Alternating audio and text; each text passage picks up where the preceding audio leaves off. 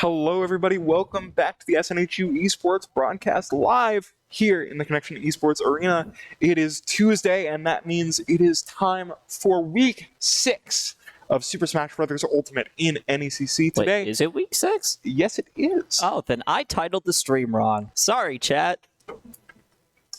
Anyway, yeah, I believe this is the last week of regular season play. Yes. So SNHU Blue going up against the Post Eagles today. It's looking to be a pretty solid matchup. This SNHU Blue squad has been really successful thus far in the season, and looking to get one more to close out the regular season.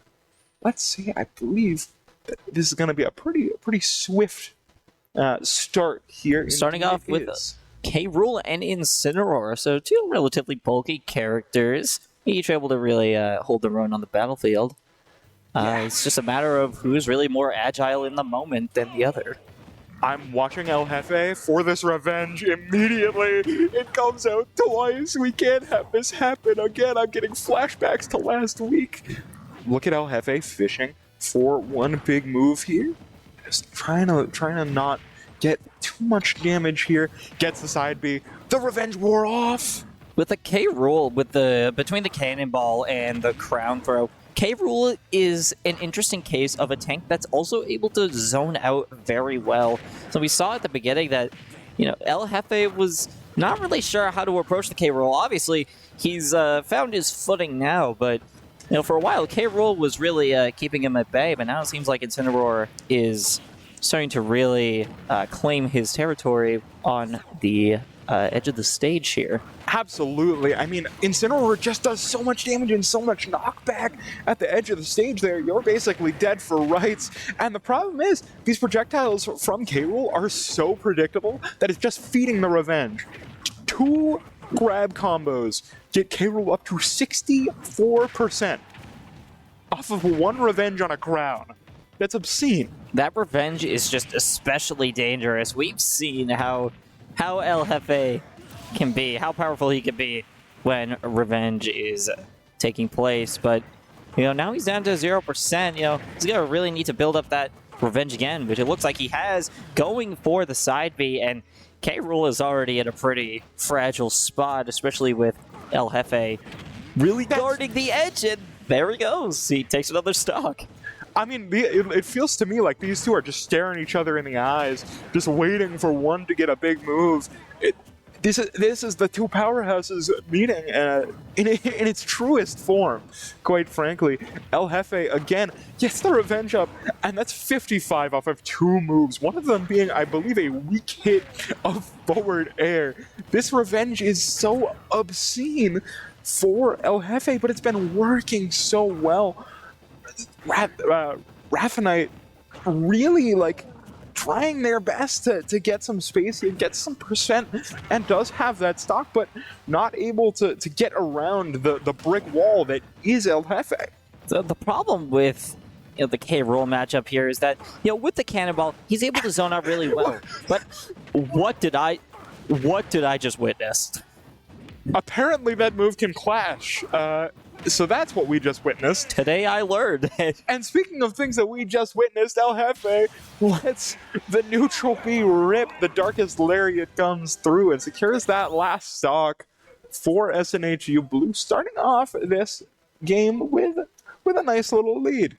I was thinking before we made that discovery, with K-Rool's cannonball, being able to, I was saying that it's really good at zoning out your opponent, especially in the case of Incineroar. But in the case of Incineroar, being able to get the revenge off of that, and then, being able to go in after that, the cooldown after firing your cannonball really leaves you in a very vulnerable position. And I think we saw El Jefe really take advantage of that and add on the revenge. You've got a dangerous weapon on the battlefield. Absolutely. I don't know if the Post Eagles watched the VOD from last week, but if you're not wary of that revenge, it's going to bite you. And it will do so very, very quickly and very, very strongly. By the way, if you also haven't watched the VOD from last week, that is up on YouTube as of today, so be sure to subscribe to our YouTube channel. Subtle plug. You know, if you end off a subtle plug with the word subtle plug, the subtlety kind of dissipates, just like how the first 3 stocks of post-Eagles game dissipated. I'm really hoping that whoever the post-Eagles bring in next is able to sort of bring up the pace a little bit, because it felt like the K rule was just kind of a roadblock more than anything. The buttons were not being pressed, and when they were getting countered. Yeah, Incineroar is just a very unique blend of agility and damage output, and is really generally just a nice all-rounder, save for a little bit of speed compared to lighter characters. But we just got word that the next matchup will be against a Kirby, which, on the opposite side of the weight scale is a very light character, also kind of an all-rounder, but is not necessarily a heavy hitter per se, unless if you're able to get into a combo. Yeah, Kirby generally not considered a very good character. In fact, generally considered a very bad character, but does have some really solid tools, some great aerials, and particularly an abundance of jumps, which might really make the Incineroar recovery, or lack thereof, be a bit of trouble. We almost had... I don't know if you just saw that, but it looked like we were about to have a PS2 moment on Final Destination, which would have been a first for me. That was really interesting. But Kirby is a interesting character, being able to float around a lot. While he is very light, as we saw after getting the KO, the thing with Kirby is that with all those jumps that he has, you could take advantage of Incineroar's not great recovery and zone him out off stage, and I think that makes Kirby an interesting matchup, provided Kirby gets the opportunity to really test that out. Yeah, I mean, really, Ajax not really getting the Chaos Pigeon, not really getting the opportunity to use any of Kirby's tools. And the unfortunate thing about Kirby's tools, they're real predictable. So even when they're able to come through, El Jefe just right on top of it, able to revenge, able to avoid, able to do whatever he darn well pleases to end this game off quickly. And Chaos Pigeon not able to make it back. Did we? I think we just disconnected right at the end of that. I mean, the frustration is understandable. When Kirby's on stage, Kirby can really provide a lot of opportunities to rack up some quick damage, but being thrown off the edge so much by Incineroar, despite being a good zoner character off stage, wasn't really able to get in the right position to do those kinds of things, especially with the lack of other platforms, because FD is just a plane. As the resident Kirby expert at this desk right now, the thing is, Kirby has some really, really good tools, except for the fact that they are attached to Kirby. Kirby's airspeed is bad. His jumps are okay. But he doesn't have the range. He doesn't have a projectile. His side B is useless, quite frankly. So when you're not able to play your cards in that sort of predictable way, which you can't do against Incineroar because, again, you get that revenge, it becomes very, very difficult to play that character. But a character that's more difficult to play into, coming up next from Post Eagles, Snake coming through. That is a big, big switch up.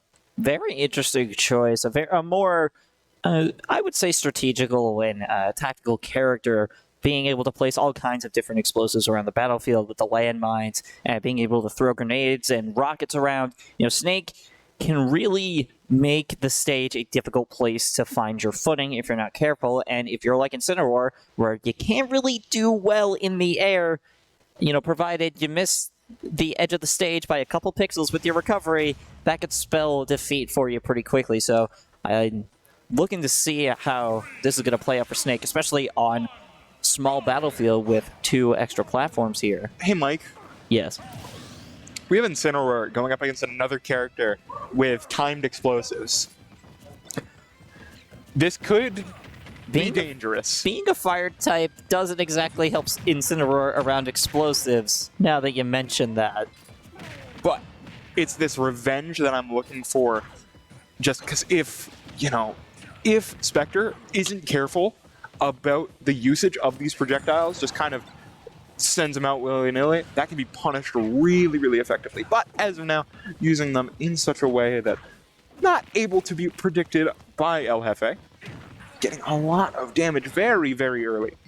It seems like Snake is a pretty good matchup against the Incineroar. You know, when he's getting his explosives out all over the battlefield, he's able to not necessarily telegraph Incineroar's movements, but is more or less able to really figure out what he's trying to do, and going for the edge after the recovery. That was a good read from Spectre there. Yeah, absolutely beautiful read is what that was. Not allowing whatever recovery Incineroar has to be at all effective. That revenge, though, might do a lot of damage, doesn't quite time it properly, so it doesn't get the KO, but the shield pressure is insane from El Jefe. Tries again for the Nikita on ledge, but doesn't come through. The down smash is going to be able to secure a stock for El Jefe. Oh my goodness, That might be down dangerous spike here. That down spike was absolutely impressive. It seems like Snake understands that he's in a bit of a more fragile spot, especially when Incineroar gets off the revenge. And at that point, you have to be really careful. But once you're able to really play around that and put your explosives everywhere, you put yourself in a good spot, and we're seeing the fruits of that labor there. You know, Snake up tilt is a good hitbox.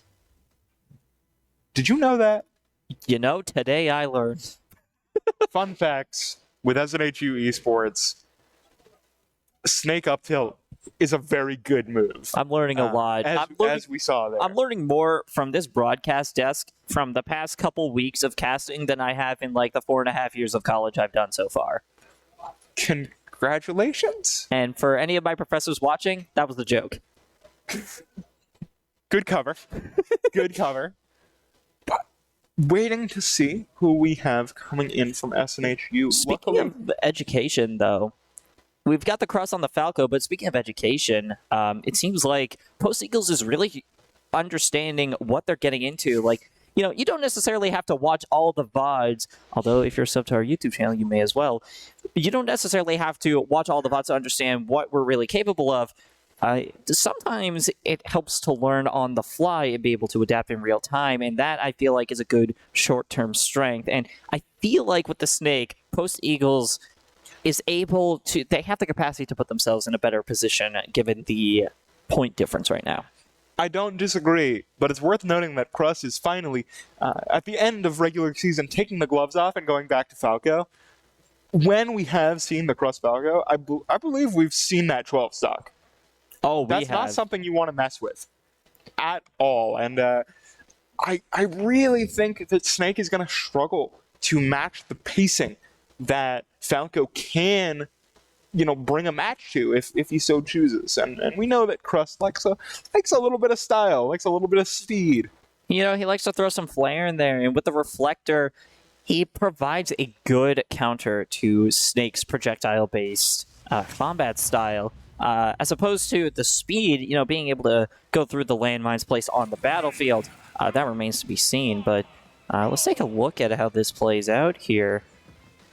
4 stock deficit for the Post Eagles. You know, this could change very easily. I'm very interested to see how this Falco can really stack up to a Snake here.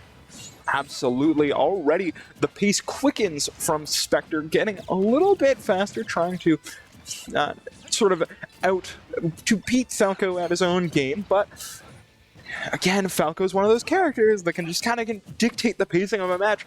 Cross immediately slowing things down, waiting for his opportunity, waiting for Spectre to make one little teensy tiny misstep. See, Falco's really trying to calculate the use of his reflector and making that go towards the grenades and the rocket launchers, but Snake is really trying to be an all-rounder on the stage. The drag down, able to salvage it is Spectre with a detonating explosive, stopping the cutscene in its tracks, but that's what we need to wait for. That's what Crest is looking for.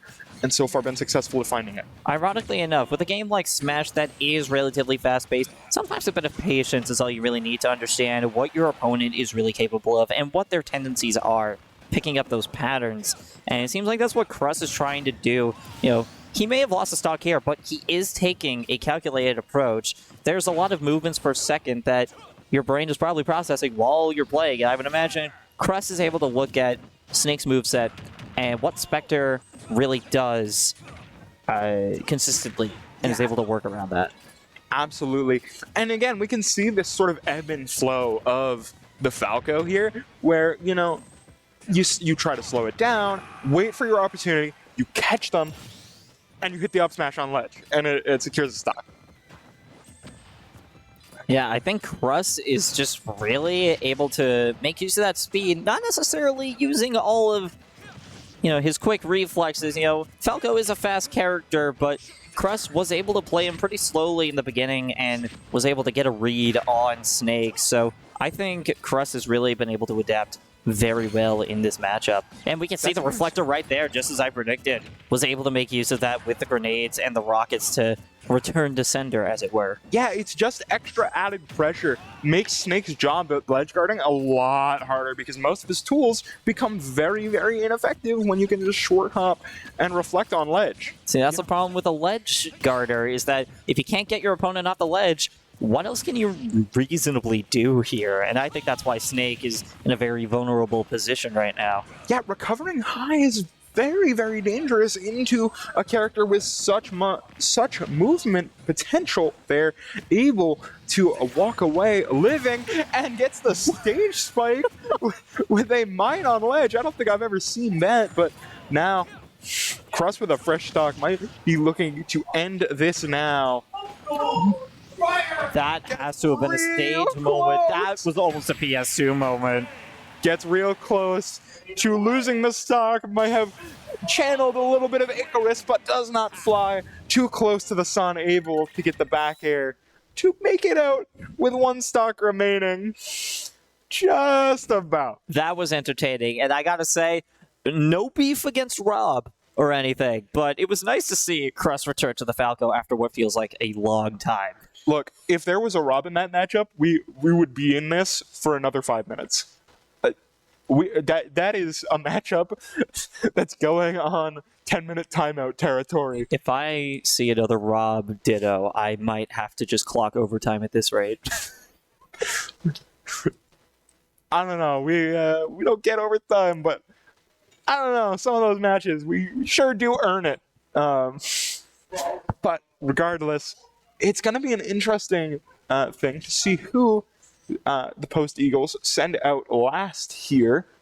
You know, and this is always the tough position that you're put in as the losing team in a crew battle. You're just sending out this one last person being like, all right, buddy, done the best we can do. You're up. Run it back. Eventually, you've just used all the other strategies, the aces up your sleeve that you have. You know, maybe you have that player that's kind of the killer app for your team, and you know you're down to this last player. Not to devalue the last player, but you know, kind of going in an order of what's most optimal for the current matchup. I think Post Eagles can still put up a good fight. I mean, we're down to 7 stocks on our side, and I think Post Eagles has been really putting up a good fight this roundup, this time around. Absolutely, I don't disagree with you there. It's just kind of a struggle when you're the last one up, because not only do you have the burden of the rest of your team on your shoulders, you also have the fact that, well, whoever gets sent in next could just counter my character, and there's nothing I can do. That's the beauty of a best of 3, though. You know, if this round doesn't exactly go the way you want it to, that's all the more reason to really go back into research and development in the short term. You know, they don't have time to watch an entire VOD in like 2 minutes, but, you know, it's a good chance to really assess the situation and understand what your team's strengths really are in this matchup. Absolutely. The download is such an important part of fighting games in general, but especially Smash Ultimate in this crew battle format. It becomes so important to adapt on the fly. And it's going to be interesting to see if Crust can do that to this next character coming out, which is a Dark Samus for the Post Eagles. I'm not sure what to think about that. Like, on one hand, my mind immediately goes, Samus or Dark Samus, projectiles. You got your Charge Blast, you got your Rocket side special. You've got your Down B, more fall bomb. And, going against Falco's Reflector. But I can't help but wonder if a Dark Samus could really overwhelm the opponent to the point where, because you can only use the Reflector so many times before your opponent really predicts what you're trying to do, I think this could be interesting. It could absolutely be interesting, especially because Samus and Dark Samus have that tether grab. Oh, that's true. I didn't even realize that. So even, zoning is not necessarily out of the question, but zoning is going to be a lot more difficult from Crust's side. Absolutely, yeah. I'm itching to get into this one. This is this might tell the tale of the rest of the game, and when we're 1 week away from playoffs, every single stock counts. Not to disparage, the SNHU boys, because we're all family here, but I kind of like this match to be a bit of a banger. We haven't seen a long Smash game all season. I think we're overdue. I'll take a longer match over a sweep because that gives you more time to really analyze what both rosters have in store for each other, and gives you a lot more time to really develop that technical mindset of how do characters work mechanically both on our team and the opposing team. How do those clash against each other? What are the best matchups or the worst matchups? What's optimal? Like, you really start to, maybe it's because I'm at a casting desk, but you really start to develop like a very mechanical mindset. Oh, absolutely. When Crust was playing Falco consistently, I started breaking it down into like 3 DDR lanes that he would send his lasers. Like, it's so interesting to see how players develop across those longer sets, because there's so much room to change. These players aren't one-trick ponies. They have a lot up their sleeve, but they're not always able to show it. Yeah, and every team has its value. Like, they didn't get to where they are in the NECC from just doing the same thing over and over. They got to where they were because they were able to deploy different strategies and really understand what is possible in a game like Smash, where there's so many characters. Absolutely. BK coming in, the last hope for this first game in the set, trying to get the run back. Meanwhile, Crust sitting at 1 stock here, gonna try and finish this out without having to send anyone else back in for the side of SNHU Blue. Let us see now how this plays out. Already a lot of projectiles happening here from both players. Do have those platforms, so we might get one of those DDR3 lanes with lasers that I was talking about.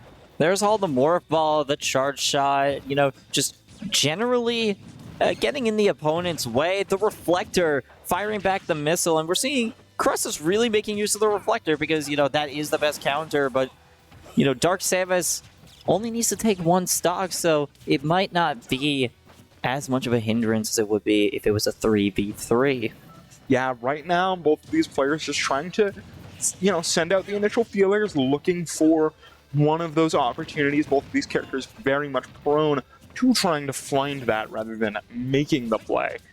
And again, it looks like BK is really just trying to play very carefully around this Reflector, using that up B a lot to try and upset Crust's plan, so to speak, and just generally trying to keep the pressure on. The thing with both Crust and BK here is that they're both relatively zoner-oriented and very projectile-based characters, so it really, both are kind of irritating the other, getting subtle damage on each other throughout the match through just laser blasts or your charge shots. And, this really is a even matchup, all things considered. But unfortunately, Crust falls. And, now we got to figure out, who are we sending in against the Dark Samus? Like, who else could zone out a fellow zoner? Yeah, I mean, I believe that it's time to make good on our post from earlier today. And from what I've heard, we may just well send Thrigs.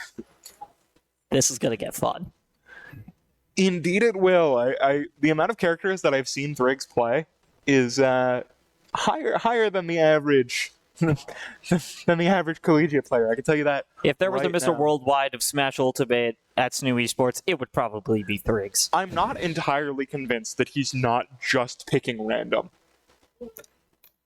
You know what? NECC, where's our random category? We just go random every single time. I mean, statistically, you have like a 2% chance of landing on your main or secondary. You know, that could be fun. Don't act so conflicted about this. I would absolutely watch that. Oh my god, yeah. So fun. That would be incredible. Just a random only tournament. I would tune in. Hell, I'd participate. Because that's all fundamentals right there.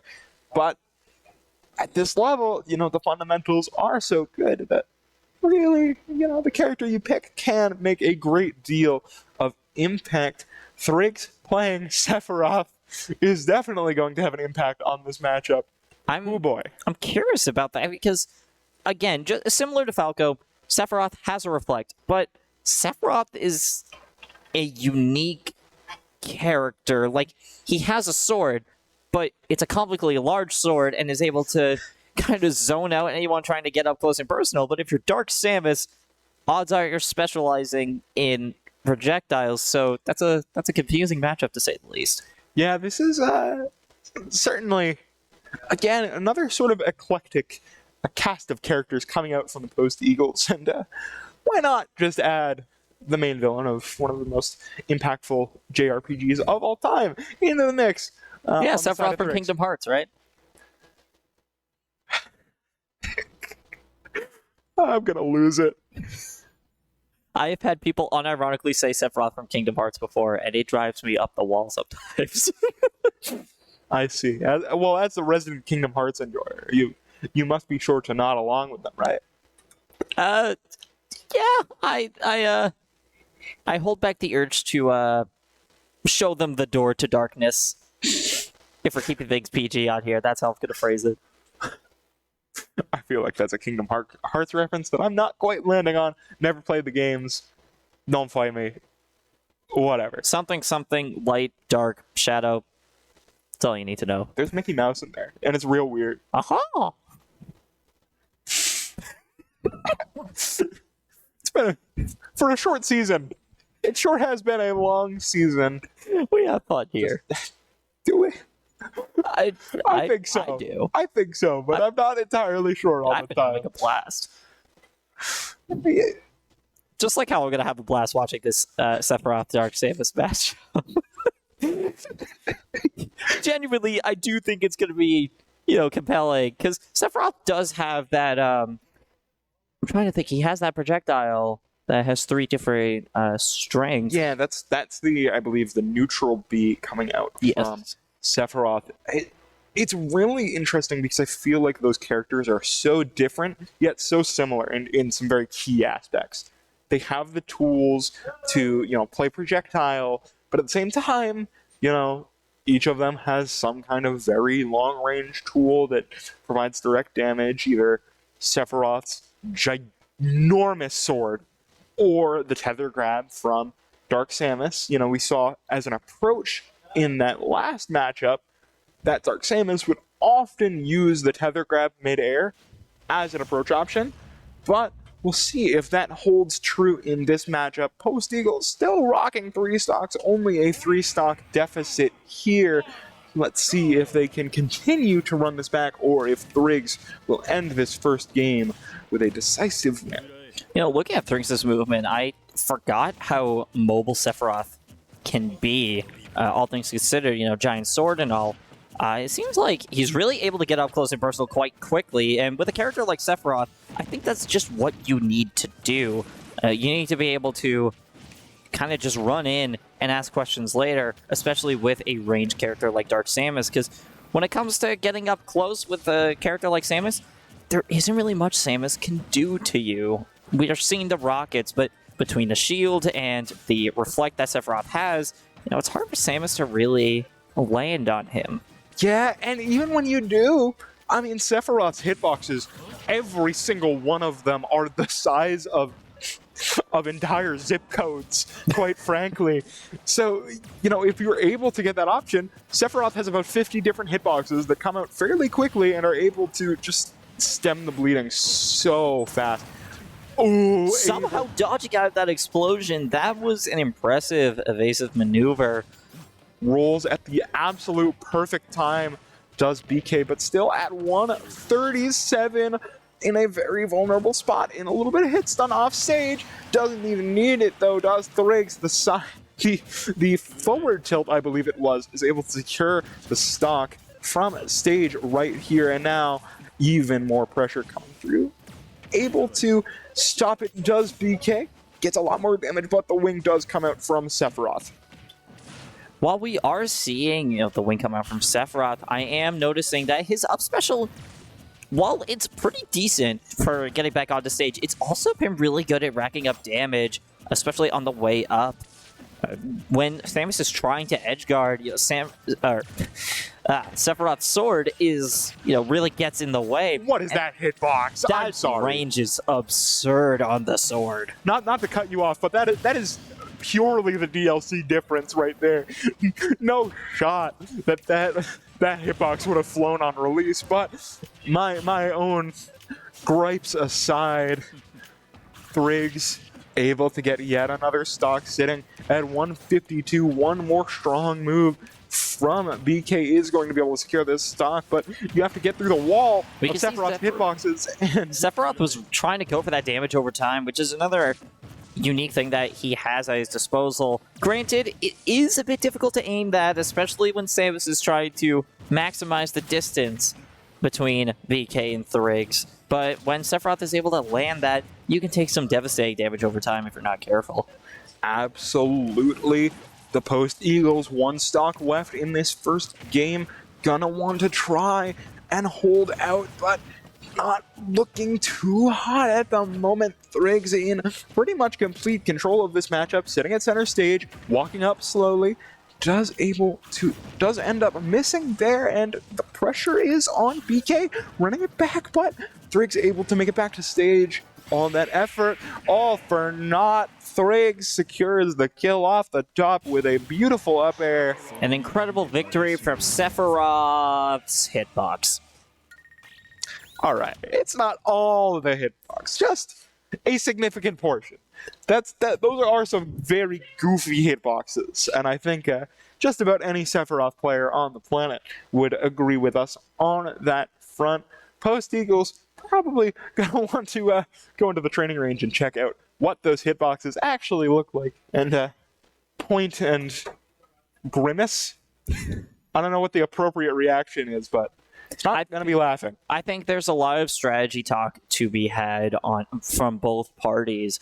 Really giving SNHU a good fight, a good run for their money, but also just the variety that we saw from Post Eagles, I think, is pretty interesting. We've seen zoner characters like Dark Samus. We saw the likes of not Sephiroth, that was us.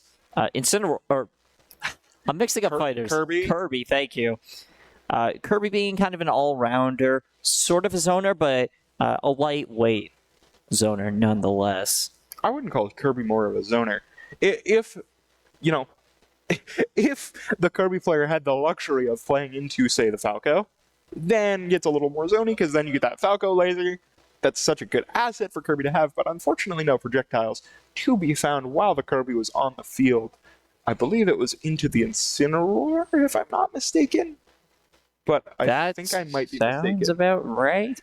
Anyways. But the K rule as well, providing a, kind of like, your field was Overwatch for a while.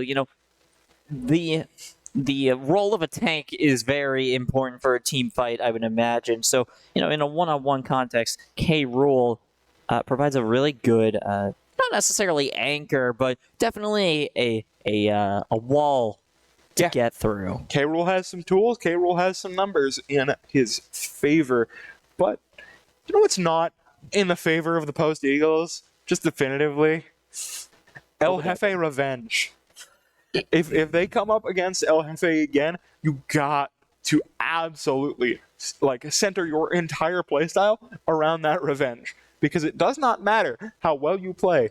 If you proc that revenge once, maybe twice, you're losing half your stock the next time you get grabbed. It's not even hyperbole. The thing with Incineroar, though, is that, at a long distance, sure, you can zone him out, but if he gets a revenge off of a projectile, which I believe we did see in the last round, all the time, he's pretty dangerous. Either way, sometimes you just have to go in on Incineroar and just cast your fears aside, because realistically, when he has revenge, you can't take that away from him. You gotta be more aggressive.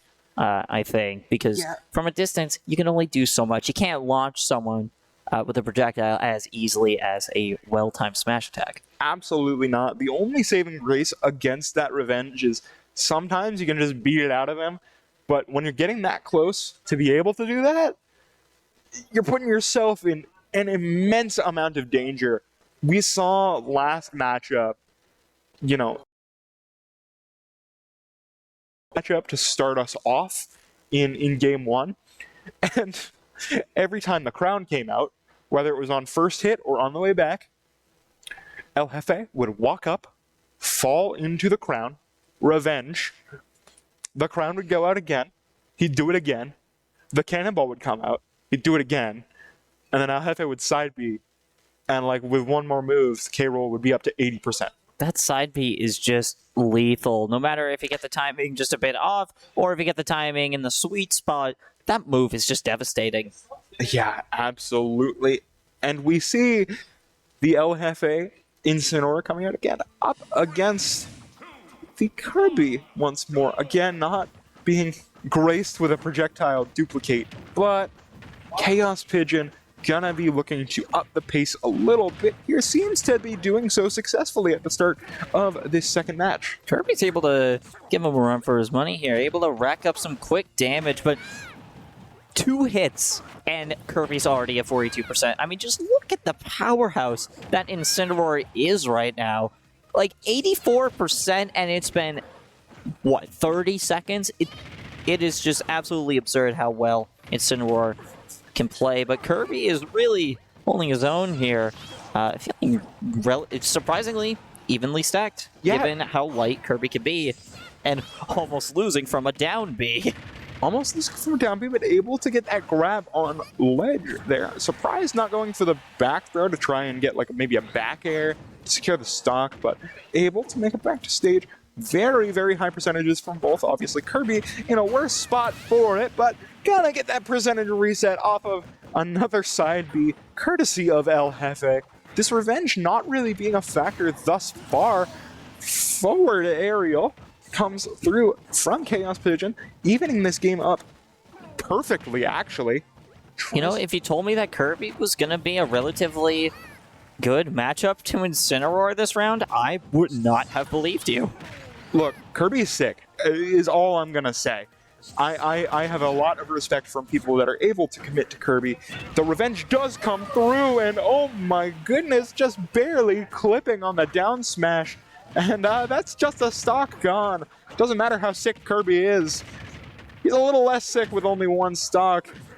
Kirby has a lot of ground to make up for, and being able to get the revenge off the recovery, that gives Incineroar an incentive to edgeguard against the Kirby, and that seems to be working out for him. We're seeing him trying to go for the revenge again, and Kirby is just not giving him that opportunity, or is trying his best not to give him that. Chaos Pigeon in the kitchen, but it just got a little too hot. Not able to make it happen. Secures 1 stock onto El Jefe, but nothing more. That's a mirror image of how we started this previous game. Going into this next one, not how you want to start this if you're the Post Eagles. I agree. I mean, again, looking at who they played, I can't imagine how you could stand up against I mean, I would think the K rule would be the best way to approach Incineroar, but we saw, last round, like, K rule had a tough time with the Incineroar, but, realistically, what could they do? Like, maybe the Snake? The Snake could play around on the stage? Without considering a character swap, which is entirely possible, I think the K roll might be the best option, but you cannot use those projectiles as your game plan, because if you do, you will lose. I am not saying this as a disparagement to the K roll player. That is not a matchup that you will win, because El Jefe will get a bunch of revenges off, will hit you once, you will be turned to dust, rinse, repeat until your stocks are gone.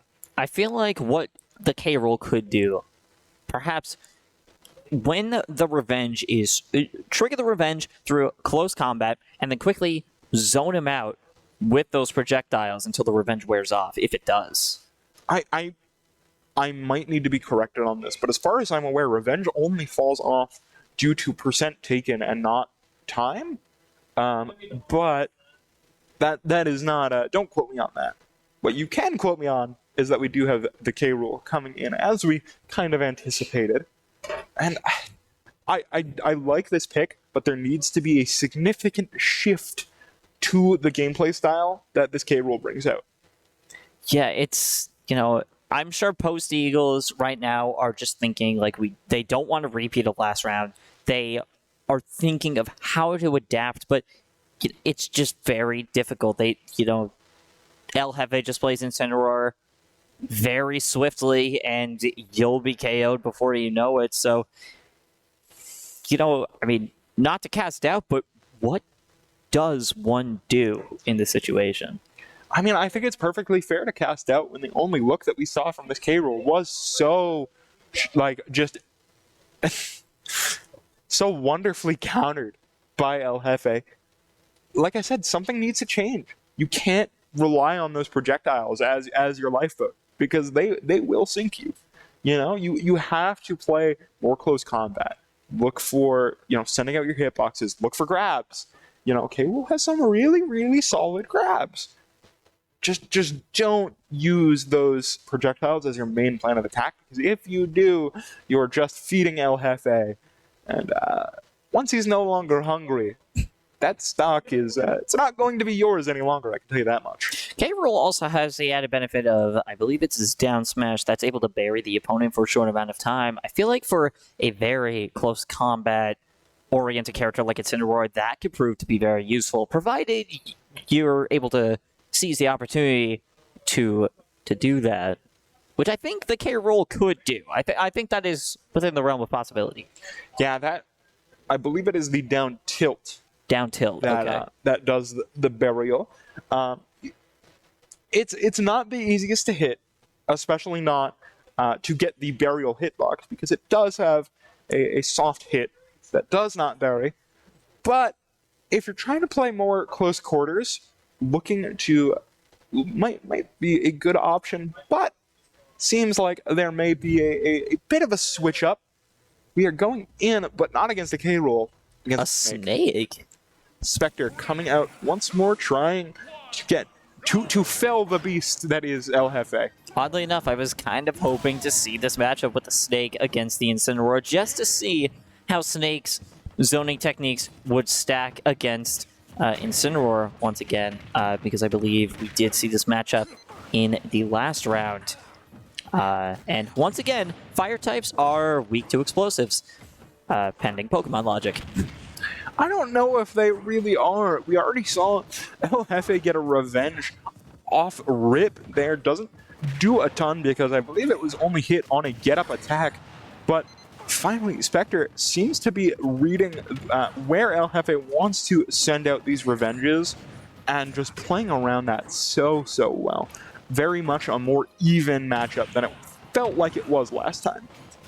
It seems like Snake is mostly able to really figure out what Incineroar is trying to do, but the problem with Snake is that once you're in the air, your options are severely limited. You have to be on the ground to make use of some of your explosives or your rocket launchers. Like here we see him zoning out the Incineroar, but, now that Incineroar is back on the battlefield, it's no holds barred.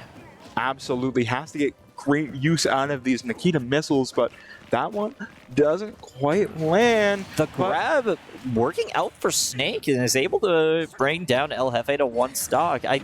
I could see the Snake being a pretty good counter here. Snake up tilt moment, might be looking for the spike here, goes for it, but doesn't hit it. Barely able to make it back to stage, and not quite very dangerous for Snake because he has plenty of tools to reset that recovery. And we're going to see it here, going very, very low. Going to take some damage on the way up, but is going to make it out with how far out he was. No pressure coming in from any kind of ledge guard. Incineroar doesn't have the tools to go down that deep. That's a compelling technique, being able to use your own explosives to propel yourself up. Like, yes, you're taking more damage, that makes you more vulnerable, but being able to get back onto stage through those means is pretty helpful for a Snake player.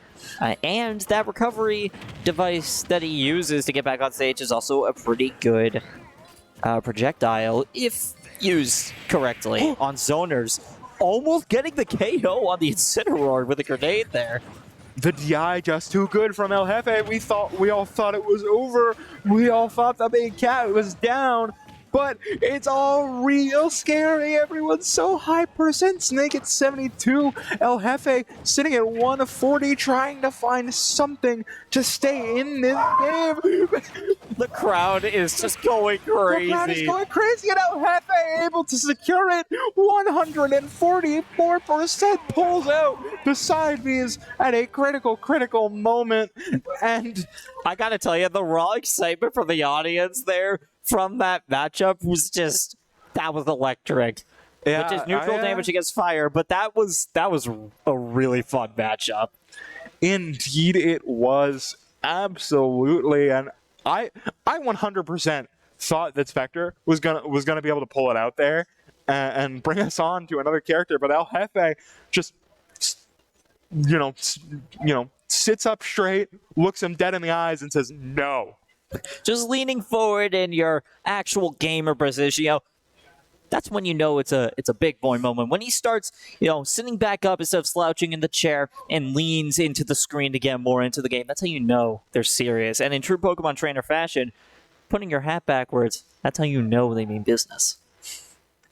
Well, unfortunately, we do not have a player cam, so I'm unsure as to whether or not any hats were turned backwards. He does not have a hat. I thought so, but I was wondering if you saw anything that I didn't. I can see the Pokemon trainer that resides within him. I see. He is quite compatible with Incineroar as a trainer. Absolutely. Able to shift it into next year on that last stock when it all kind of seemed lost for him, and it seemed like a given that we'd get another player from SNHU Blue coming out here. Just says no. Doesn't even need the revenge either. I gotta say, I think that was the right move for Eagles to make to switch to the Snake, because we were gonna see a K roll up until about a minute before the matchup, but they decided to pivot to the Snake, and I gotta say, smart move on their end, both because that provided a more interesting match for us to watch, but also I think they were able to. The Snake was more willing to experiment with what he was capable of. Yeah, and the Snake seems to have gotten a lot of value, just wasn't quite able to cash it all out at the end of the day. Unfortunately for the Post Eagles, Incineroar managing to live at 144. It's just unlucky at that point. I mean, we saw it. That game should have been over when that mine exploded right under El Jefe's feet, but the DI coming in absolutely clutch, reducing that knockback, allowing El Jefe to just have the upper hairs of his forehead, just make contact with the blast zone, but not quite pass it. And by the skin of his teeth, El Jefe was able to pull that one out. Now, if I'm the Post Eagles, I'm like, oh, what now? What do we do? I mean, I can only imagine the K roll, but hey, again, okay, we are seeing the K roll again. thought a character swap is not necessarily out of the question, but a K-Roll Incineroar, there's the stock lead. That's the most I can say at the moment. Yeah. 3 stocks against 1 stock. There's, I'm a communications major, but that math might check out. I don't know. Yeah, We're not known for math. I'm not good at math, but I think 3 is more than 1. Possibly, yes. I'm gonna need someone who's a little smarter than me to actually, confirm that officially, definitively. But I think just by the sheer nature of the numbers, this King K rule might be a little bit favored here. But at the same time, I thought that when, the Snake had 1 stock and El Jefe was at 144%, and look how that turned out. I will say, I think the K rule, in theory, could pick up notes from the Snake player in terms of projectile use and versatility with zoning out the Incineroar and being able to attack from a distance, possibly using projectiles as a way of instigating a KO. Again, it feels perpetually Post Eagles down 4 stocks yet again has to, open the floodgates and get something started if they want to stay in this matchup here. Wraithenite gonna be the one to try and take down El Jefe. Ready to go are both players, and El Jefe gets the opening hit. El Jefe is just not holding back. K Rool, I can only imagine the K Rool player just thinking, where do I even begin? We already have 116 on the K Rool, nearly KO%. At this point, you gotta wonder, where do I start? Well, not like that. El Jefe just perpetually revenging that recovery from K Rool gets that little bit of extra damage. And if that was at any other position on the stage, I think that would have secured the stock. Wraithenite at 168 on this first stock here gets El Jefe up to 73%, but gets sent flying stage left down to 2 stocks on their own. I can see K Rool really trying to make use of the cannon because, if used correctly, it can be a really good launch move, but K Rool just isn't able to get that leg up on the stage, especially when Incineroar is doing an excellent job with edge guarding here. Absolutely. Just avoiding the blunderbuss there.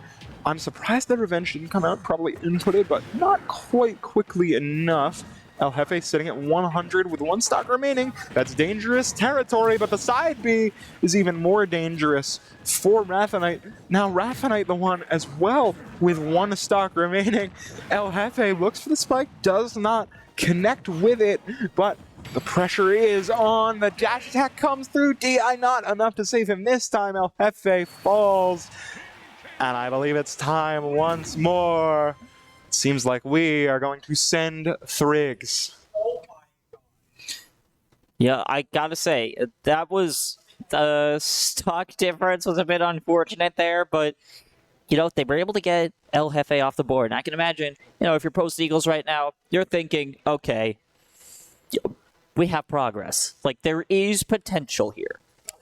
There is potential here, but unless I'm mistaken, that was SNHU's first player of this game, this round, so to speak. So that is true. And while it is easy to think that, SNHU only has 1 player down, it's important to keep an optimistic mindset even in a situation like this, because as we've learned, mental is very important for playing games. For playing esports. If your head's not in the game, the rest of you isn't going to be either. But we're seeing Thrigs on the Kazuya. Again, I'm not entirely convinced that bro isn't picking random at the start of every... Someone's excited for Tekken 8. I mean, Sephiroth and Kazuya are such fundamentally different characters. I mean... Kazuya alone is just incredibly technical, aside from just the obvious, 10-hit combo punch and, Electric Goblin Fist, but, you have a very mechanical character compared to Sephiroth, which is, a sword fighter with a bit of range. Like, there's just, you can't pinpoint, what Thrigs is all about. Like, I'm having a hard time trying to, connect the dots here. The DLC buff is the one connection that I have right now. It's outlined in red yarn on the cork board. But if I'm this K. Rool and I see that the Kazuya is coming out, I'm quaking in my boots. I'm not happy for this matchup. This does not consider the K. timbers shivered at this point. Absolutely.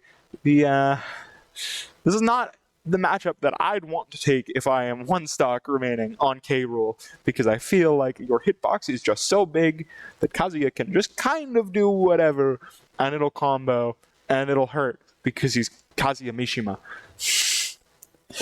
That is true, although I do see K. Rool's hard-hitting playstyle being a really good benefit. Not to say that Kazuya is necessarily, Kirby levels of light, but there definitely is a difference there. And while K. Rool may have a larger hitbox and could be more susceptible to grabs into combos, I do think K. Rool can dish out a lot of damage. Here's the unspoken factor about Kazuya, at least here, that we haven't touched on just yet.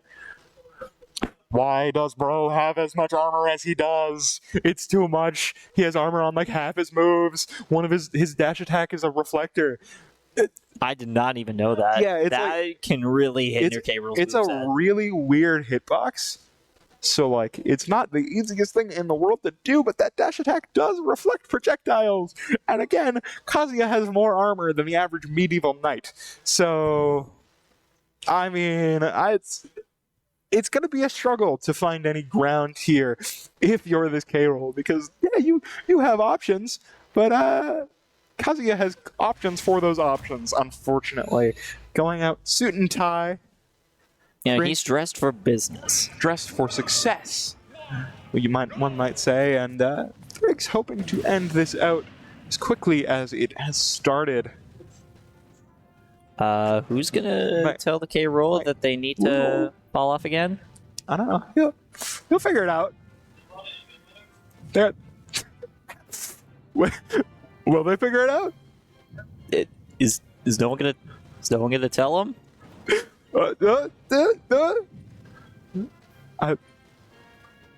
Well, okay. I guess while we're kind of waiting here, I gotta say, the Final Destination stage design here is really excellent in this game. Okay, there we go. He figured it out. Good for him. We finally found it out. It only took about 45 seconds getting into game, finally here, and now the speed very much picked up from Rathanite. Maybe the little bit of time, a little bit of downtime there was what he needed, but that armor is so clutch. That's exactly what I was talking about. No, Kazuya moment. I gotta say, the Boomerang Crown could prove to be useful. We saw in that cutscene the Crown was able to do damage and cancel him out of what else he was trying to do. But yeah, Kazuya is just a powerhouse, and that armor that you spoke of, that's really coming in clutch for Kazuya here. Look, my roommate last year used to play Kazuya, and stuff like that would just happen all the time. Kazuya just throws out hitboxes, and they work. Thrigs, making that stock not very effective for Rathanite. And now the Post Eagles down to their last 3 stocks. Unless they can mount this comeback. We've seen crazier things. I think it's possible. Let's see. Who have Post Eagles put out? They've put out a Kirby, they've put out a Snake, and a K. Rool. I'm forgetting who they have left. I'm also forgetting who they have left. The Dark Samus. Thank you, little bird in our ears. Dark Samus... I don't know. Kazuya, Dark Samus... sometimes you just get a matchup, and you just think, I never would have put these two together. How was this going to work? Yeah, this is going to sound real crass, but we saw in that last matchup, Kazuya, when the dash attack, he's got a reflector between his legs. So, like, half your options are null and void, when Kazuya can just approach with a dash attack and suddenly, whoopsie daisy, your projectile is mine now. Thank you. It could be worse. It could be the villager literally pocketing projectiles. I mean, it could be worse, but the problem is Villager does not have 50 million other different combos that come out with like one hit and do a ton of damage and can sometimes lead into kill moves. And also Villager doesn't have an egregious amount of armor on his moves. That, it's hard to deny that. With the Dark Samus, I mean, I want to say Samus also has a reflector. I could be very wrong about that. I might be misremembering. I think you're correct on that. Okay. But I'm not going to state definitively so as to not seem like the fool myself. But there is the possibility of Samus still able to make use of Morph Ball. Because, it may not necessarily work when you're, in the air and trying to drop that on the Kazuya. But like you were saying, that reflex can be a bit tough to activate. So it could be, not to doubt Thrix here, but it could be possible that it would be difficult for projectiles to be reflected in that case. So maybe playing an aerial game would be the best course of action for the Samus. And, Samus isn't too shabby with aerial attacks either. Forward aerial is a pretty good way to get a bunch of damage off at once, and the recovery is also a pretty decent way of racking up damage pretty quickly. Yeah, it's a nice get off me button out of shield. We saw that a lot when this Dark Samus was last up at bat. The forward aerial would come out to get that early damage, then you fish for the back air as a kill move. Samus doesn't have a ton of those, other than, the basic smash attacks, but those are a little tougher to hit than just a random back air out of nowhere. So I'm intrigued to see how this Dark Samus is able to deal with the unstoppable force that is Kazuya Mishima. And the thing with Kazuya that I also completely forgot about until I saw it, he just has a projectile laser. Yeah. Just because. Oh? Well, you know what? Everything that we just said? Yeah, I forgot all of that. Rolling up with the Bowser, that is the character switch that we speculated upon earlier in this game, before we got into this set. But so Bowser, Kazuya. Worth noting that this is a different player. We have not seen this player at all. Okay. Great Betty coming through on the Bowser. Again, both players going to be looking for the opportunities here. These are two very close quarters characters, so I'm already kind of nervous for this Bowser. What happened? Great Betty already at 92% after 20 seconds. The Kazuya is just, between two characters that work well up in close quarters, at this point it becomes a matter of who's able to start combos the fastest or who's able to adapt quicker, and the Kazuya just is really giving Bowser the business. And he makes it back to stage!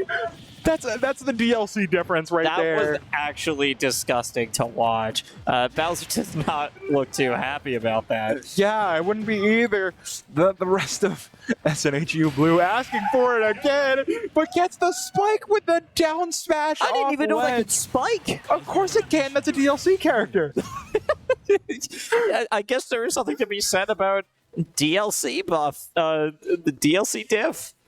Well, unfortunately for the Post-Eagles, that's kind of a demoralizing a way to end out the regular season. But for SNHU Blue, it's all going to plan. I don't have the exact numbers in terms of, how they played over the course of this regular season. But I do know that it sets them up in a pretty good position going into playoffs. A job well done. A game well played to Post-Eagles. Still some good matchups. There were some fun matchups to be watched.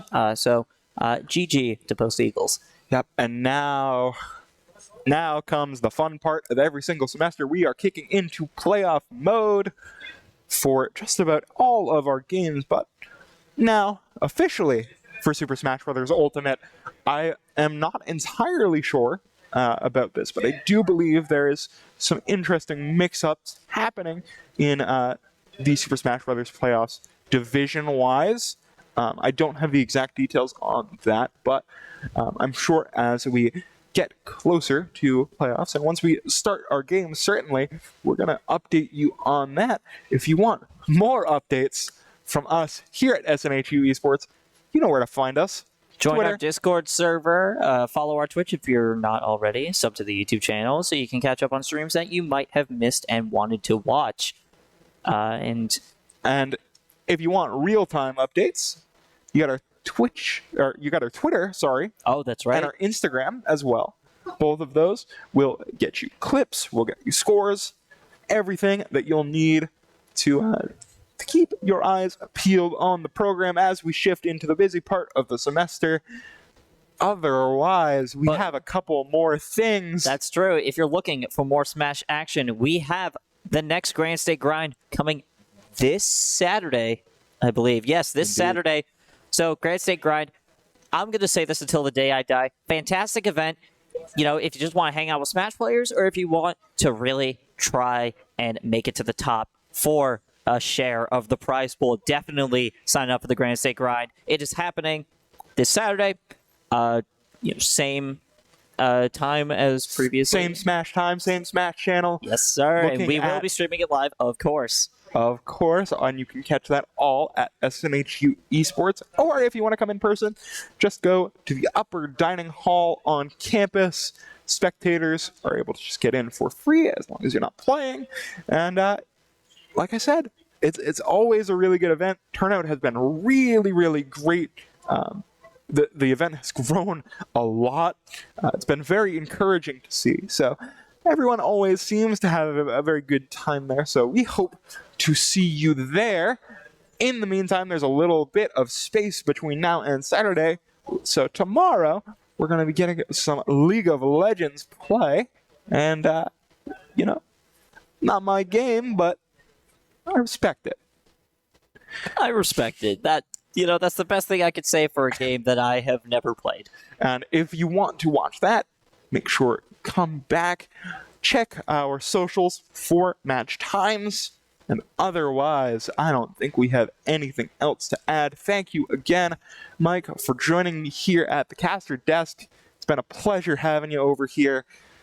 And with that, we will bid you good night and see you very, very soon. Take care.